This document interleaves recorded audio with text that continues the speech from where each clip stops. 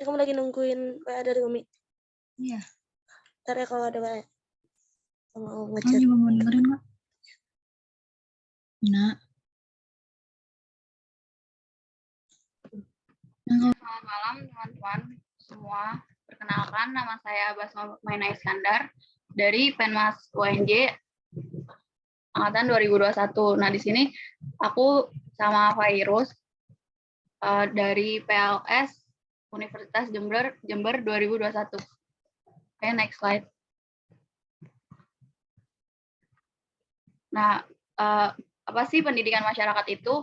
Jadi sebelum masuk ke pengertian dari pendidikan masyarakat, sebelumnya aku mau cerita sedikit tentang sejarah pendidikan masyarakat. Jadi di UNJ itu awalnya emang namanya pendidikan luar sekolah.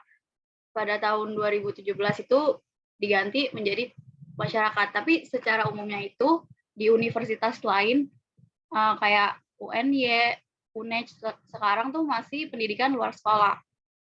Next slide. Jadi pendidikan luar sekolah itu pada dasarnya belajar tentang hakikat pendidikan sepanjang hayat, berfungsi sebagai pengganti maupun pelengkap pendidikan di luar jalur pendidikan formal di sekolah. Nah, PLS ini hadir untuk menjadi bagian dari solusi atas persoalan-persoalan pendidikan. Salah satunya itu putus sekolah. Bagaimana agar kebutuhan belajar tersebut terpenuhi dan berlanjut di luar sekolah. Itulah yang dipelajari di jurusan ini. Jadi seperti yang kita ketahui, pendidikan itu ada 3. Yang pertama pendidikan formal, kedua informal, ketiga non formal. Nah, pendidikan formal itu yang telah kita lewati seperti SD, SMP, SMA.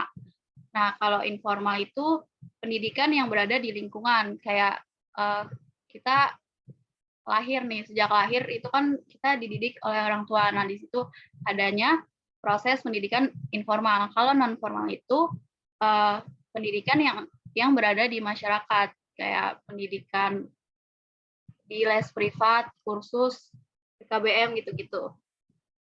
Next slide.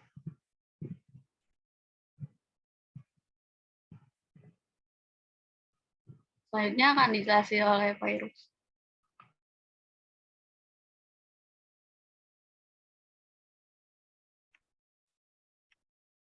Ya, Assalamualaikum warahmatullahi wabarakatuh.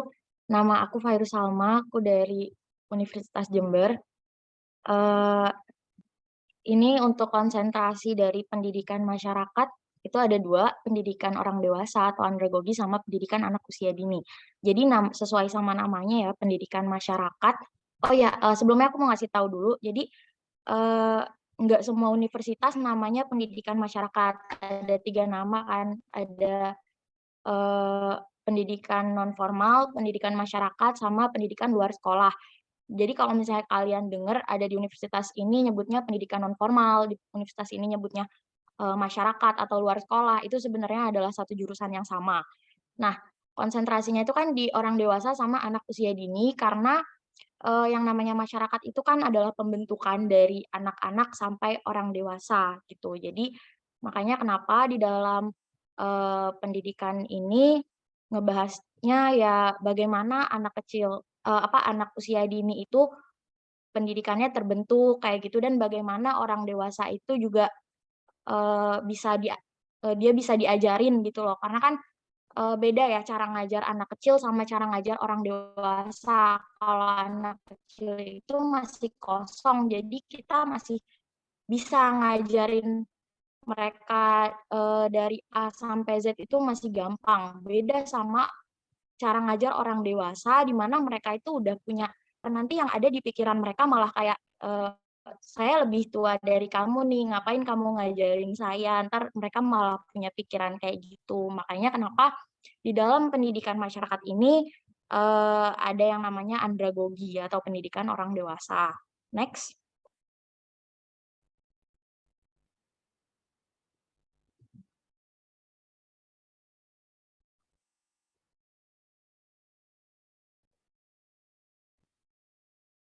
Ya, buat selanjutnya mata kuliah Mata kuliahnya ini sama semua di pendidikan masyarakat, tapi emang penyebutannya beda-beda ya. Ada kayak tapi nggak beda jauh sih, kayak misalnya kayak pengembangan diri orang dewasa, kalau di itu sebutan di UNJ ya, kalau di UNED itu pembelajaran orang dewasa, kayak gitu-gitu.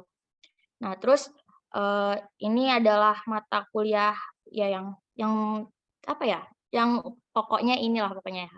Ada pengembangan diri orang dewasa, yaitu yang tadi aku jelasin, yang andragogi, terus pengembangan peserta didik. Kalau pengembangan peserta didik ini basic dari, jurusan pendidikan, ya.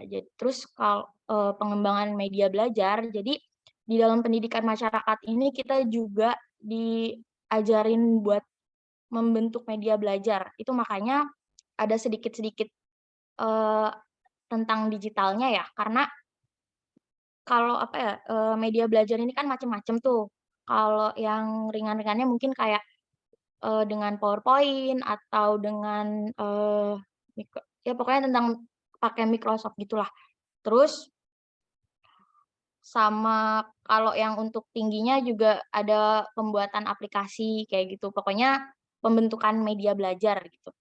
Terus dinamika kelompok pembelajaran ini kayak, yang namanya masyarakat itu kan terdiri dari banyak individu ya.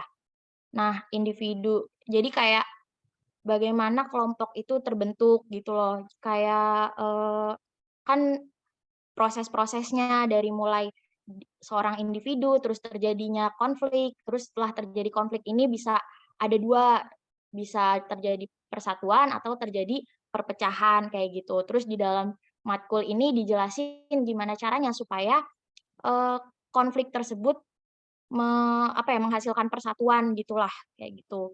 Terus kewirausahaan, layanan konsultasi dan jasa, ya. Jadi perlu kalian ketahui, eee Pendidikan masyarakat ini adalah salah satu jurusan pendidikan yang lulusannya ini nggak hanya bisa ke pendidikan, dia juga bisa di non-pendidikan ya. Kalau misalnya ke pendidikan ini dari pendidikan masyarakat setelah lulus, nanti kita ikut, PPG. PPG itu pendidikan profesi guru untuk sertifikasi mengajar. Sedangkan kalau misalnya kita nggak mau ke non-pendidikan, itu bisa banget. Karena kita diajarin gimana caranya mendidik orang-orang supaya mereka tuh berdaya, gitu. Jadi kayak masyarakat-masyarakat marginal yang nggak punya pekerjaan, nggak punya keahlian, kayak gitu tuh bisa kita yang didik, gitu. Kita udah diajarin di dalam pendidikan masyarakat, gitu. Terus ini pemberdayaan keluarga, jadi, keluarga merupakan unit terkecil dari masyarakat, gitu. Jadi, Eee, karena kita ini mendidik masyarakat, jadi ya keluarga termasuk dalam intinya, makanya kenapa ada pemberdayaan keluarga. Kemudian psikologi ya udah pasti masuk banget, dia kan kayak ya menjelaskan bagaimana psikis masyarakat itu terbentuk, kayak gitu, kayak psikisnya supaya baik atau ya yang kayak gitu-gitulah. Jadi supaya terbentuk masyarakat yang baik intinya gitu. Oh ya, untuk psikologi juga ada banyak, ada psikologi pendidikan, psikologi anak, psikologi orang dewasa, kayak gitu-gitu di dalam pendidikan masyarakat, dan lain-lain. Next,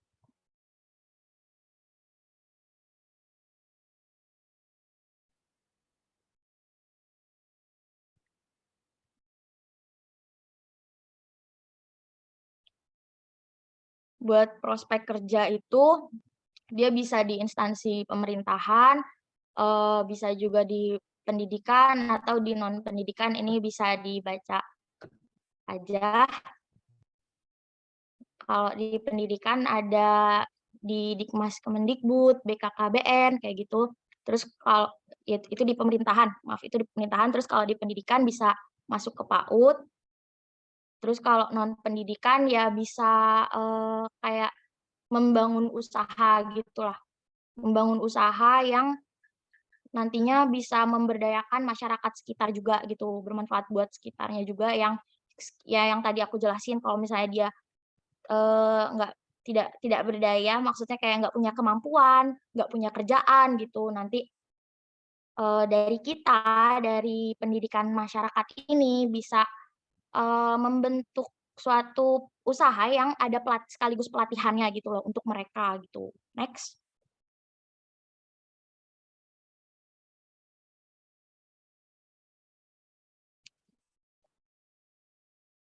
Ya kalau untuk fakta-fakta ini dari ini ya Universitas Jember dulu, dari kampus aku pendidikan masyarakatnya itu kita punya program pemberdayaan home industri tepung jangkrik.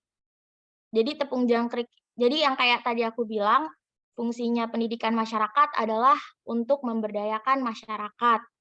Nah, di sekitar Jember itu ada satu daerah namanya Ambulu. Daerah itu ini ya, apa ya, kayak ternak jangkrik gitu. Terus ternaknya itu nanti untuk pakan hewan kayak gitu-gitu. Nah, terus supaya untuk meningkatkan perekonomian, jadi nggak cuma bisa jadi pakan hewan doang gitu loh. Jadi pendidikan masyarakatnya ini kayak bikin pelatihan gitu untuk ngebuat si tepung jangkrik ini. Jadi nanti dari jangkrik tersebut bisa jadi pakan hewan plus bisa jadi tepung jangkrik gitu. Kan kayak membantu perekonomian banget dan ya pastinya balik lagi ke yang tadi ya, membantu masyarakat yang belum punya pekerjaan gitu. Terus yang kedua, tugasnya kebanyakan observasi. Ya ini juga pendidikan masyarakat banget. Mereka sangat-sangat sering observasi karena ya sekeliling kita itu kan masyarakat ya. Dan kita pendidikan masyarakat. Jadi yang diobservasi ya masyarakat, bisa ke puskesmas atau bisa ke kelurahan-kelurahan kayak gitu. Itu udah jadi tugas sehari-harinya pendidikan masyarakat. Kalau untuk fakta-faktanya UNJ bisa dijelasin sama Basmah? Kalau UNJ sendiri itu punya desa. Jadi Penmas ini tuh bekerja sama dengan Kampus Merdeka. Jadi ada desa di Bogor, namanya Desa Sukamakmur. Ini kurang sukanya. Terus, nah di desa ini tuh kita mahasiswa nanti di semester 4 itu selama semester jadi kita hidup di desa itu, di mana kita di situ membangun desa. Nah, kayak salah satunya itu merancang perekonomian desa tersebut. Jadi intinya sih selama semester itu kita membuat gimana caranya agar desa itu maju gitu. Terus yang kedua itu sama, tugasnya juga kebanyakan observ. Karena pendidikan non formal yang tadi udah dijelasin di awal kan pendidikan non formal ada paket A, paket B, paket C, itu kebanyakan ke situ, ke PKBM, ke kursus-kursus. Ya kita mengobservasi apa yang dipelajari, terus ya intinya nganalisis juga evaluasi pembelajarannya bagaimana di situ. Nah, terus kalau di Penmas UNJ sendiri itu juga belajar yang berbau digital, kayak itu membuat aplikasi juga dipelajari, terus kiper konten juga semuanya yang berbau digital juga dipelajari di Penmas UNJ sendiri. Next slide. Oke, kenapa harus Penmas atau PLS?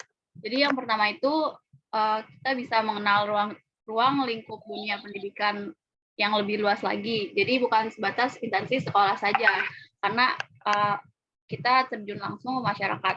Nah, yang kedua itu selain dapat bekerja di lembaga swasta dan lembaga swadaya masyarakat, lulusannya juga ini dibutuhkan di lembaga negara bidang pendidikan atau bidang sosial.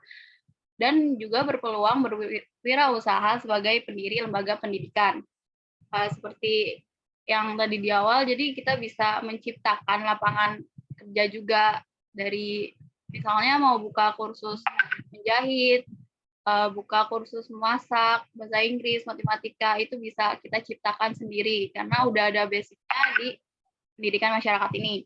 Nah, terus yang ketiga itu turut berperan untuk memajukan masyarakat dan dapat menunjang pendidikan formal dan informal. Tapi di pendidikan masyarakat ini tadi berfokus pada informal dan non formal ya, karena Kalau formal lebih ke ranahnya PGSD atau ke yang formal. Nah, yang keempat itu menumbuhkan jiwa sosial. Seperti yang tadi di awal, jadi kita meningkatkan kepedulian juga ke sesama manusia. Terus yang terakhir itu kita sebagai lulusan sarjana pendidikan yang nantinya bisa memasuki dunia pendidikan juga non kependidikan. Jadi di Penma sendiri bisa juga masuk ke non pendidikan. Next slide.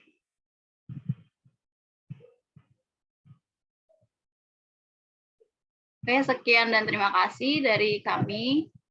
Terima kasih atas perhatiannya. Bila ada pertanyaan, boleh di kolom chat. Terima kasih. Baik, terima kasih Kak atas materi-materi yang telah disampaikan. Sangat mudah dipahami dan semoga rekan-rekan atau adik-adik semuanya dapat dimengerti. Selanjutnya ke materi berikutnya yaitu teknologi pendidikan. Saya persilahkan.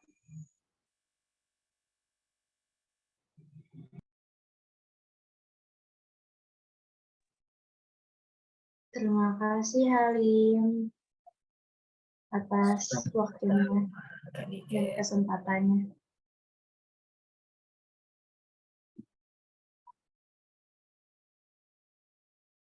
Oke, Assalamualaikum warahmatullahi wabarakatuh. Waalaikumsalam warahmatullahi wabarakatuh. Halo teman-teman semuanya, di sini perkenalkan dulu, nama aku Niken Erdiana dari Teknologi Pendidikan Universitas Pendidikan Indonesia. Oke, next slide.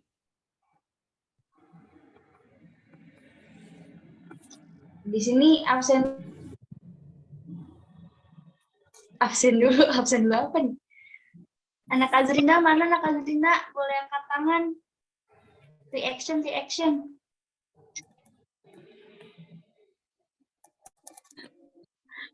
Anak resurgent mana reactionnya? Ayo, pasti udah pada ngantuk ya.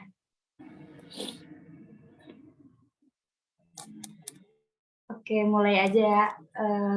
Teman-teman tahu nggak sih apa itu teknologi pendidikan? Jadi teknologi pendidikan ini adalah jurusan yang mempelajari tentang pengembangan kurikulum dan pemanfaatan teknologi bagi dunia pendidikan. Nah, jurusan ini mempelajari tentang kurikulum dan bagaimana mengembangkan media belajar berbasis teknologi yang cocok bagi pendidikan di Indonesia. Kalau misalkan teman-teman nanya kayak teknologi pendidikan nih jurusan yang bakal jadi guru, jawabannya enggak, karena teknologi pendidikan ini termasuk jurusan non-dik atau non-kependidikan. Tapi karena jurusan kita tetap ada pendidikannya, jadi at the end kita bisa jadi guru juga gitu. Tapi fokusnya itu kepada perencanaan dan perancangan pendidikan itu sendiri gitu. Next slide.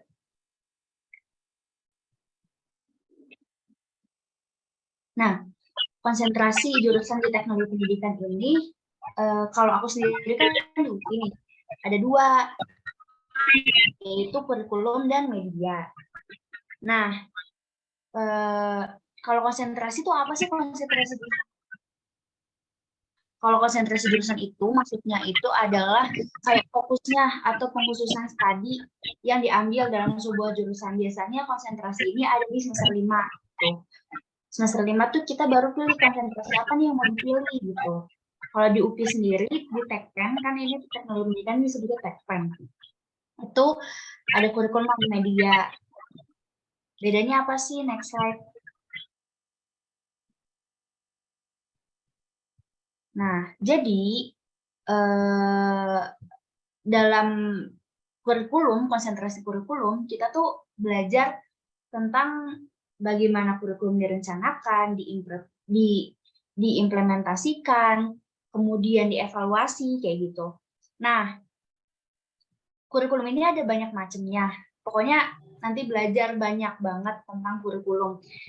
Dan kurikulum adalah salah satu otak dalam sebuah pendidikan kan, gitu. Dan pendidikannya ini bukan pendidikan di sekolah aja, tapi pendidikan secara luas juga. Misalnya nih, prospek karir kurikulum tuh nggak cuma jadi misalnya kerja di kurikulum sekolah, nggak gitu. Yang pertama nih, kita ada prospek kerja itu pengembang kurikulum dan instruktur pelatihan. Jadi pengembang kurikulum tuh bisa langsung di Kemendikbudnya, bisa ada di ranah sekolah juga, terus bisa jadi instruktur pelatihan. Pelatihannya itu ada banyak, ada di lembaga pemerintah dan non pemerintah. Misalnya kalau teman-teman tahu di Polri gitu atau di ABRI yang mereka tuh ada pendidikan kayak gitu-gitunya, itu sebenarnya yang ngembangin itu semua itu adalah anak-anak teknologi pendidikan gitu. Kalau misalkan teman-teman mau jadi guru, bisa jadi guru TIK gitu. Terus apa cuma di ranah pendidikan doang atau cuma di ranah sekolah dan pendidikan Kemendikbud gitu secara umum? Enggak. Jadi prospek karir kurikulum ini bisa di perusahaan. Masuknya teknologi kinerja. Nanti di perusahaan itu kita bisa jadi human resource development. Jadi dalam sebuah perusahaan kan ada kayak sistematika SDM-nya gitu. Nah, di situ kita bekerja menjadi pengembang, ibaratnya kayak pengembang kurikulum di sebuah perusahaan. Next slide.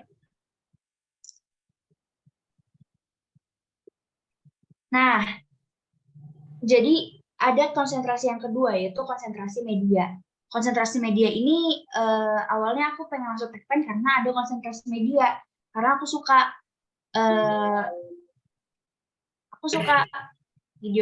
videografi, fotografi, aku suka hal-hal berbau multimedia, makanya aku tertarik nih ke Tekpen, dan ternyata benar di Tekpen ini ada konsentrasi media, di mana dia itu kan konsentrasi kan semester 5, nah semester 1 sama semester 2 juga kita belajar, jadi matkul kita itu ada fotografi, videografi, terus ada animasi, terus ada pengembangan digital multimedia, pokoknya banyak banget dan fasilitasnya juga ada gitu.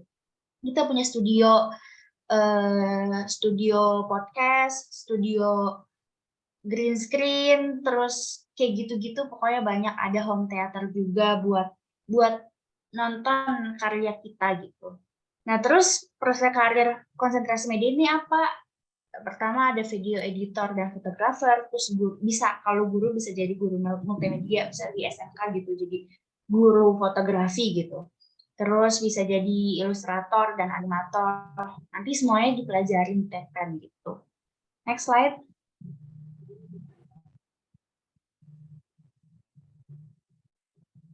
Nah, terus apa aja sih kegiatan akademik mahasiswa Tekpen?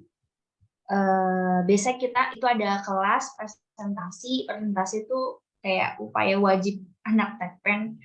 Terus ada perencanaan media dan kurikulum. Jadi setiap kita mau buat media atau mau buat kurikulum itu pasti ada perencanaan dan pengimplementasiannya lewat praktik.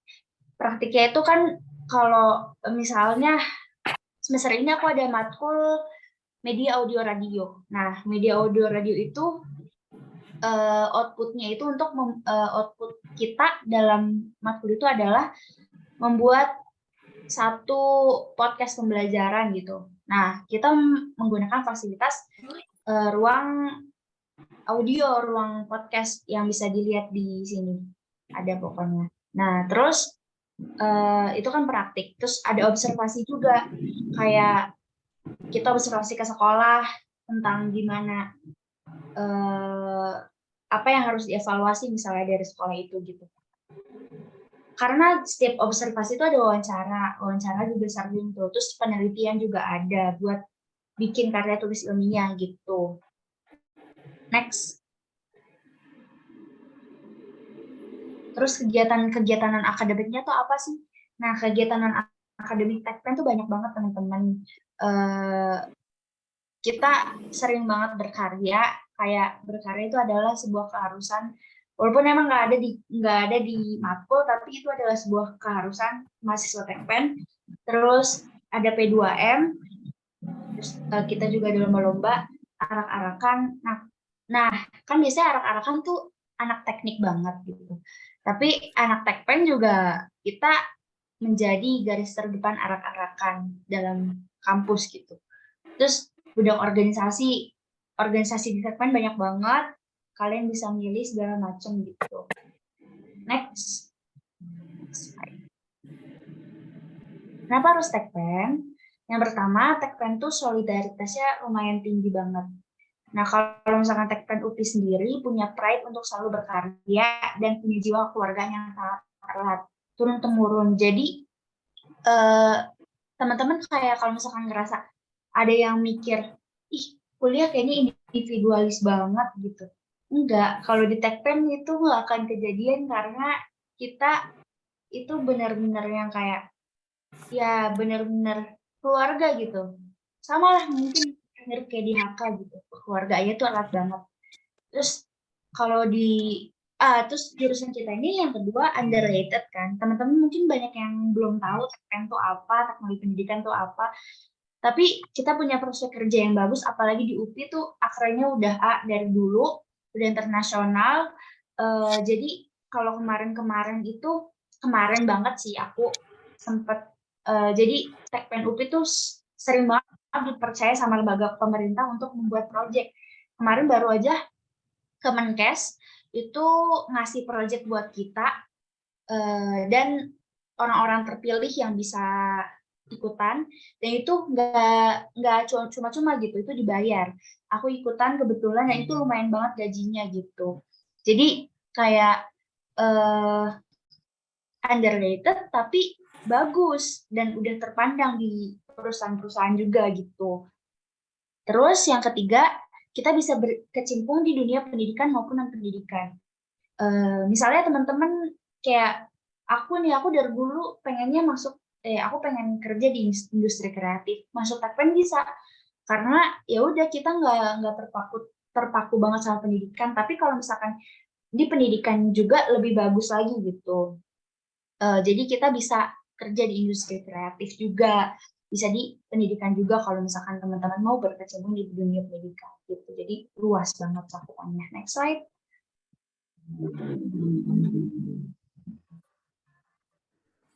Halim, punten ini sampai jam berapa ya?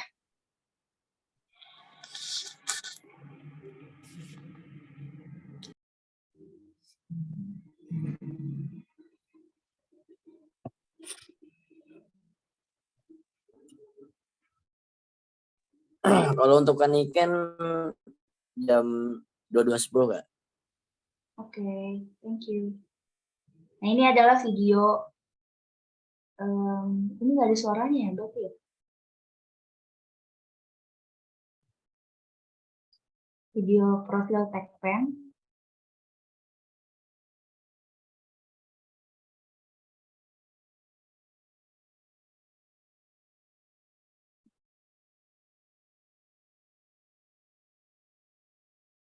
Nggak ada suaranya ya?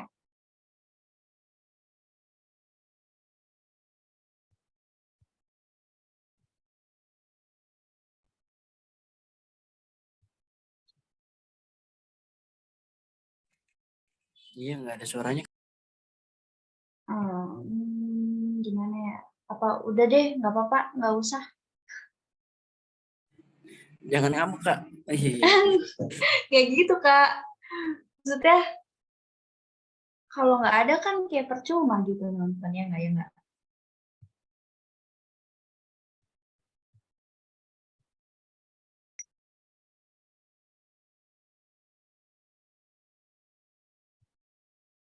Atau enggak, aku share screen aja kali ya. Gimana? Boleh Kak, boleh. Bentar. Profil. Selamat datang di Universitas udah ada. Pendidikan Indonesia. Siapa yang tidak mengenal universitas ini? Sebuah perguruan tinggi negeri yang kampus utamanya berkedudukan di Kota Bandung, Jawa Barat. Universitas Pendidikan Indonesia mendapatkan predikat ranking 1 Universitas Pendidikan dan satu-satunya kampus pendidikan di Indonesia yang masuk peringkat Asia.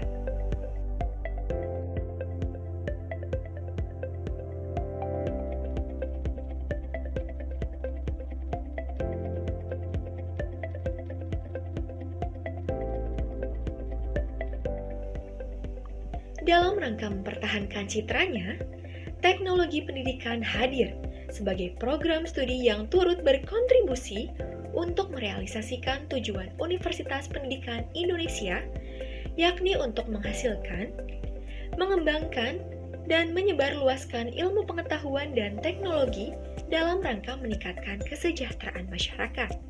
Program studi teknologi pendidikan sendiri merupakan program studi kependidikan non-guru yang berupaya untuk menghasilkan lulusan profesional di bidang teknologi pendidikan dan pembelajaran. Kualitas program studi teknologi pendidikan di Universitas Pendidikan Indonesia telah terakreditasi oleh Badan Akreditasi Nasional Perguruan Tinggi atau BANPT dengan perolehan predikat A sejak tahun 2009.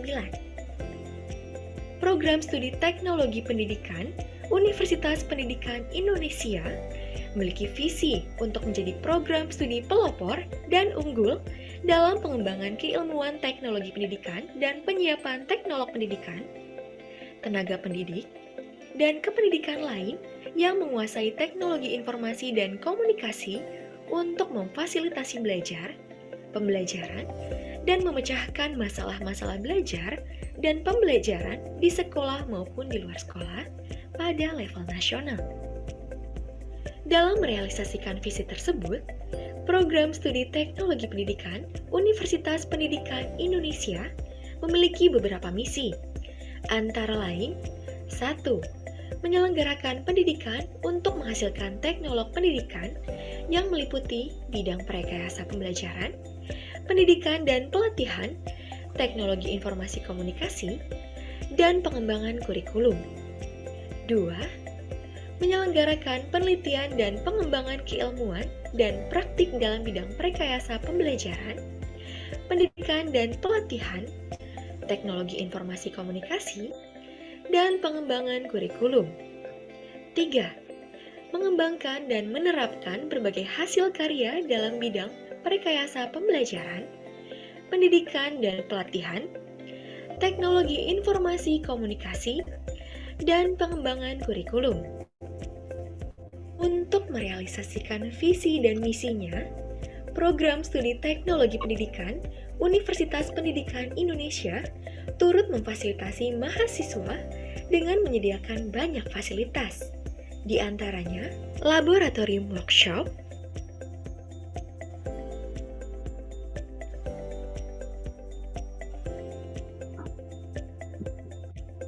laboratorium home theater,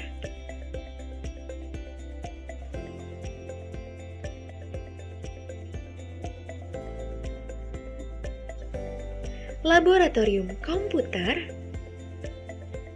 laboratorium animasi, laboratorium video dan editing,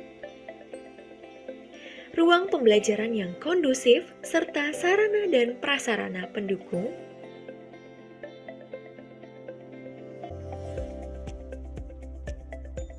ruang administrasi, ruang dosen,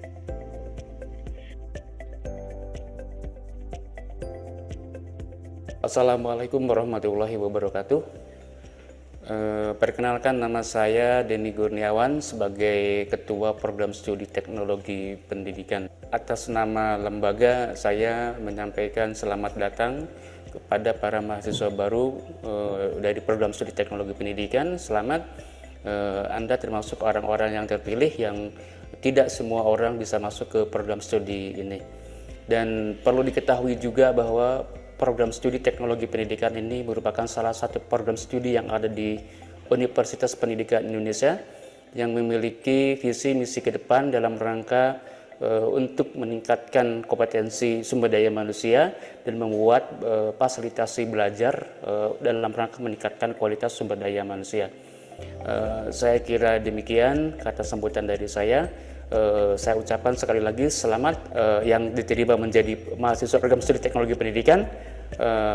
Akhirnya saya ucapkan wassalamualaikum warahmatullahi wabarakatuh.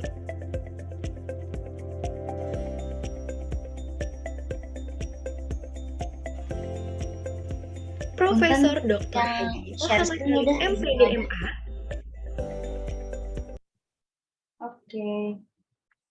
Ini dosen-dosen. Pokoknya Tekpen yang tadi udah dikasih tahu fasilitasnya, terus apa sih Tekpen itu gitu kan. Next slide.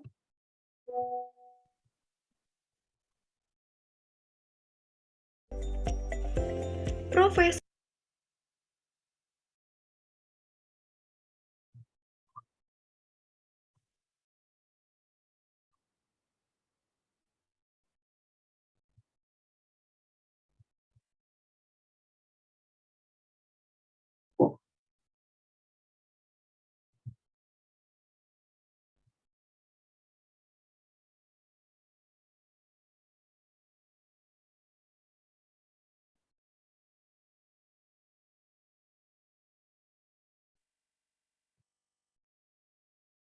Oke.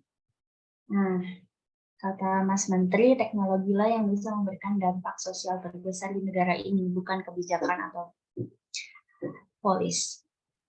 Bukan polisi itu ya, polisi. Nah, terus teman-teman tahu nggak sih, jadi Tekpen UPI, kalau di Tekpen yang lain aku nggak tahu ya. Tapi kalau Tekpen UPI itu 3 angkatan berturut-turut ada nih dari 19, 20, 21. Tapi 22 nih nggak ada, 23 harus ada ya. Pokoknya nggak mau tahu. Harus ada pokoknya nih. Kalau 2019 itu kan ada KIA, Teknologi Pendidikan 2019. Terus Teknologi Pendidikan 2020, K-Norma, siapa yang tahu K-Norma? Terus aku deh, Teknologi Pendidikan 2021. Nah, 2022 nggak ada, 2023 harus ada ya. Jadi, next slide.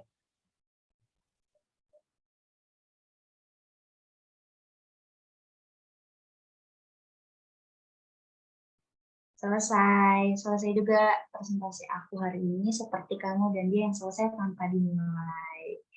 Oke, ada pertanyaan nggak? Siapa yang tertarik Tekpen? Sama baca maba nih? Harus ada yang masuk Tekpen. Nailah, mau masuk apa Nailah?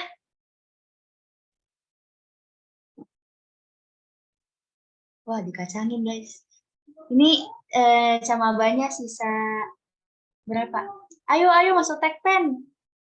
Itu Cecep. Cecep siapa nih Cecep? Cecep ambil semua aja, Cep. Pokoknya yang suka-suka media gitu harus masuk Tekpen.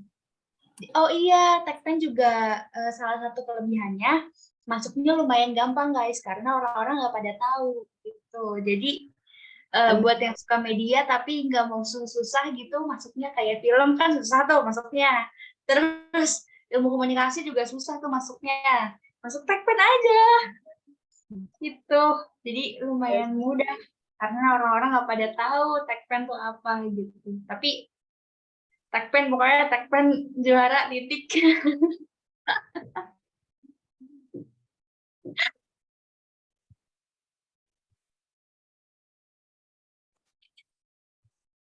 Udah. Oke, sudah ya, Mau Kak. ditanya nggak?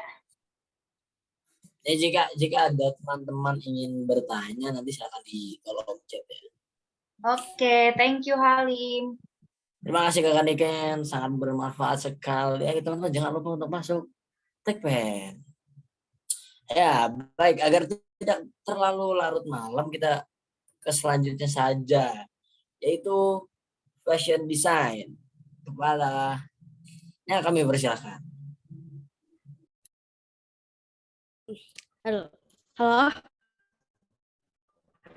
Apakah terdengar dengan jelas? Terdengarkan. Apa sih? Oh iya, lupa dinyalain volumenya. Maaf. Oke, ya kita cek dulu ya persipannya. Sisa yang camaba ada 1, 2, 3, 4, 5, 6.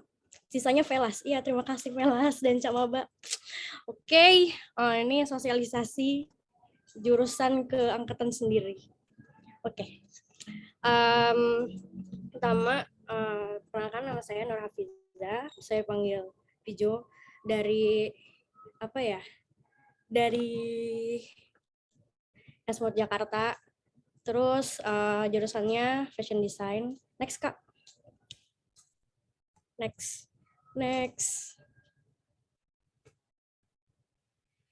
Weh, kok ini nggak bisa next? Oke, what to learn? Apa sih fashion design ya? Sudah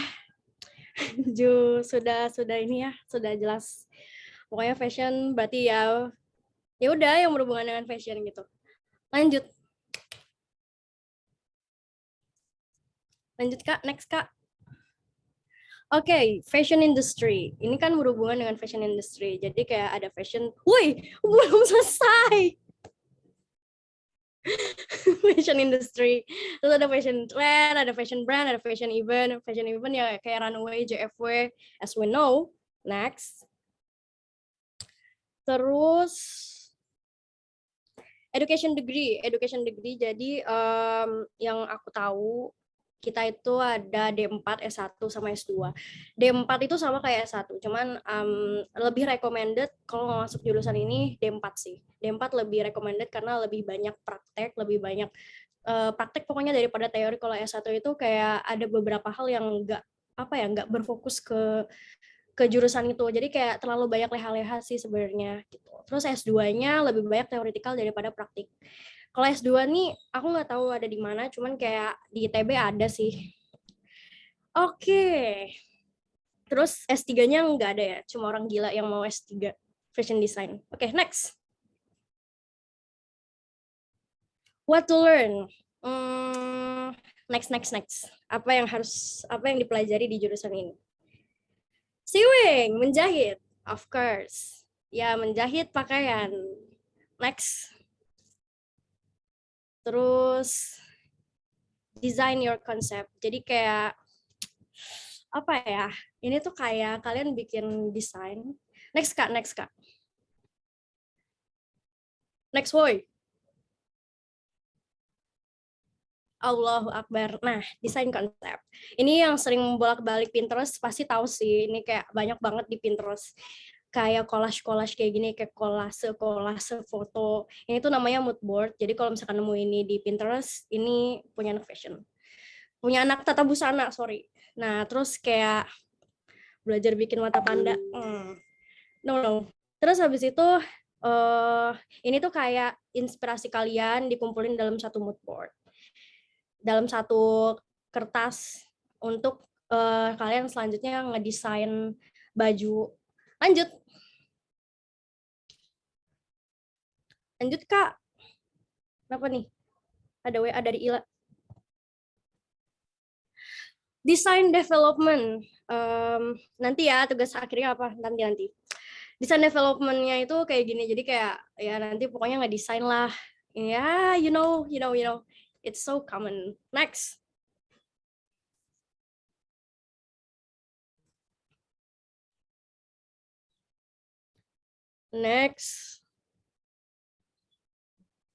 Halo. Terus kan kita udah ngedesain nih, pasti kita ada yang namanya realisasi dong, nggak yang cuman ngedesain di kertas tiba-tiba jadi baju. Nah, itu ada yang namanya pelajaran pattern making. Nah, ini tuh pelajaran yang paling susah di mata kuliah di jurusan ini paling susah deh pokoknya.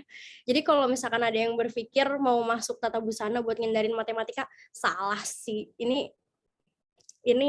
matematika semua soalnya. Terus kayak matematikanya bayangin aja kayak apa ya? Kan lekuk tubuh manusia tuh nggak selalu lurus kan. So banyak banget rumus-rumus yang harus diingat ya.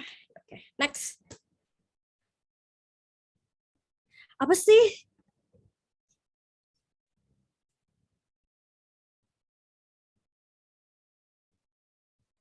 Oh iya, sorry. Habis itu, where to go after graduation. Next.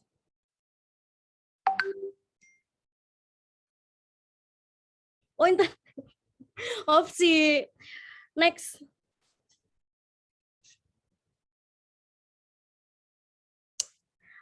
Fashion designer, of course. Terus habis itu, ini apa sih? Ini tuh kayak prospek kerja ya. Lanjut, fashion designer iyalah pasti. Terus. Oh iya ya. Maaf ya sinyalnya jelek. Pattern maker. Terus ada pattern maker, terus yang lain selanjutnya ada fashion stylist, fashion journalist, terus selanjutnya slide selanjutnya bisa dibaca sendiri, dan yang selanjutnya adalah jadi tailor, jadi penjahit, of course. Okay, next.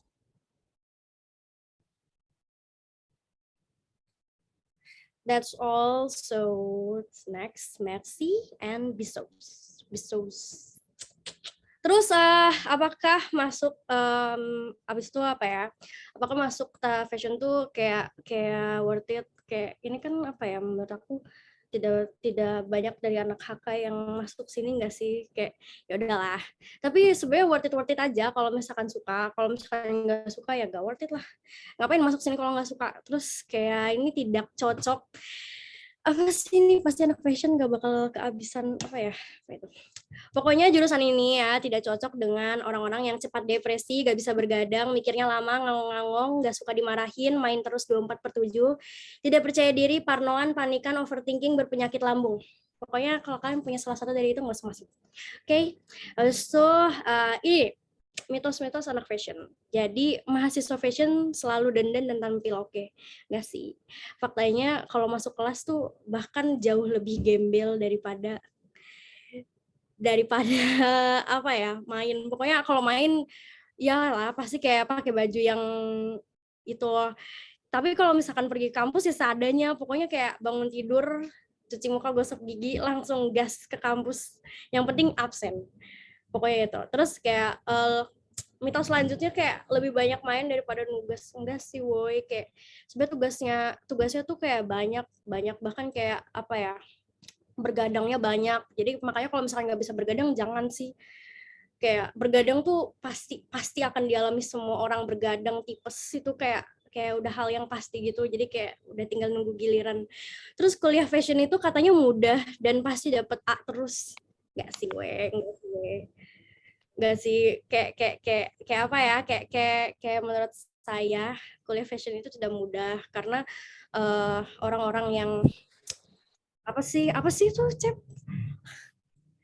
Pokoknya kuliah fashion tuh kayak nggak mudah woi, karena ngedesain sesuatu itu berkiblat kepada rasa kepuasan diri kita. Jadi kayak bahkan manusia tuh kayak apa ya, gak pernah puas kan, sedangkan kiblatnya desain itu ke kepuasan diri sendiri gitu. Jadi kayak susah nemuin rasa puas.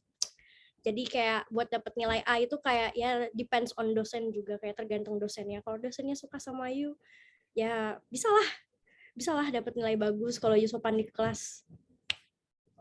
Abis itu apalagi ya, nggak tahu deh. Terus kalau misalkan cowok bisa nggak sih masuk sini? Mungkin Cecep mau masuk ya.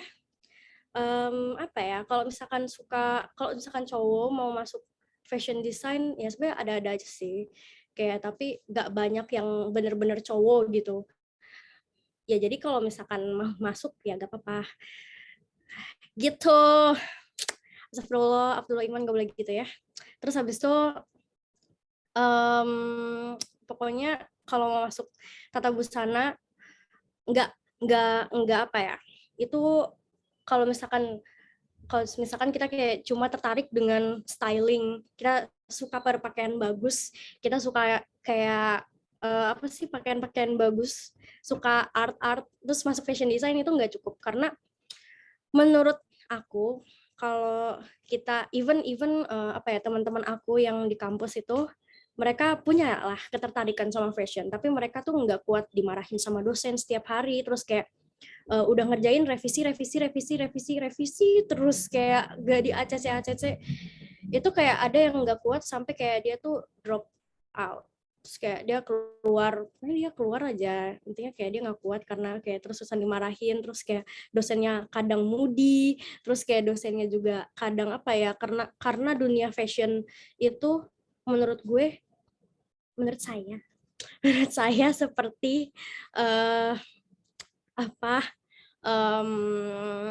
apa ya, terlalu bebas, terus slogannya kayak show your style, be proud of your style, be proud of yourself. Jadi karena orang-orang terlalu bangga dengan apa sih, kayak style mereka, jadi kayak mereka itu kayak too confident gitu loh, terus kayak arrogant, ya gitulah, kayak macam-macam orangnya, terus kayak ya pokoknya agak liar ya environment-nya gitu. Oke. Jadi terus ini nggak ada ini kan, apa namanya, dokumentasi kegiatan apa, ya udahlah, lagian ya udahlah ya, gak apa-apa. Nanti juga tahu sendiri, kalau mau tahu ya udah masuk fashion aja, nanti juga tahu. Oke, that's all. Thanks for survive till the end. Thank you. Merci. Udah. Nih mana MC? Elah, sebel dah. Ya, terima, sabar. Tenang dulu, tenang. Udah libur.